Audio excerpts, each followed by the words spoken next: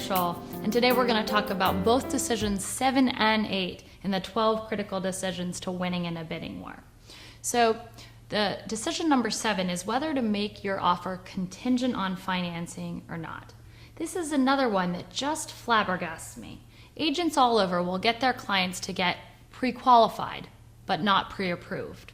At the Keri Shull team, we believe pre-approval is absolutely necessary for 2 reasons. Number 1, we want to make sure that our clients are comfortable with the payment and the different options that they have to get a loan.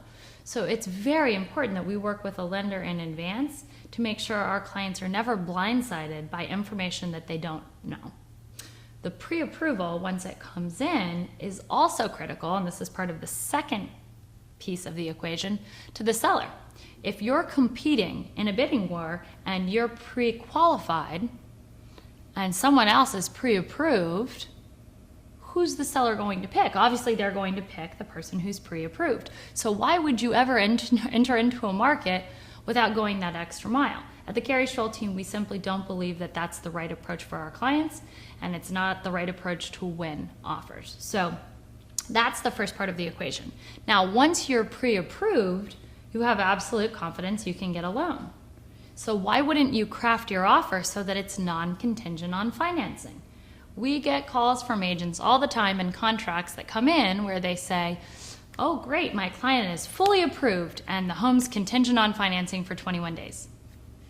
Why does that make sense? If my client or one of my buyer's agent's clients submits an offer that's non-contingent on financing, and another agent in Arlington submits an offer that's contingent and all the other terms are equal, or even my client's offer, the price is a little bit lower, which do you think the seller will pick? They are going to pick the firm offer that's non-contingent. So make sure you're working with an agent that coaches you appropriately and gets you fully approved and non-contingent on financing. Now that being said, in some condominiums, getting financing is a little tricky. They're looking at investor ratio, they're looking at details that can't be controlled or investigated in advance sometimes.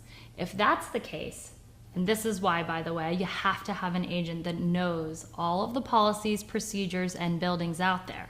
Because if an educated agent such as myself or someone on my team is in a competition with an agent that's only doing 3 deals, which is what the average agent does per year, they're not going to know the intricacies of, for example, the Phoenix or Clarendon 1021, where our team is educated about every single investor ratio, and we're going to coach our clients to win.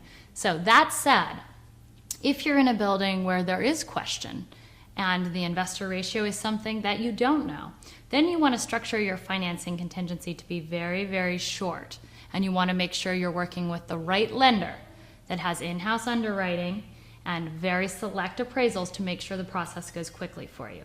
So again, time frame, decision number 8, critical to winning. I hope that was helpful, and we'll tune back in with decision number 9. Thanks for joining us.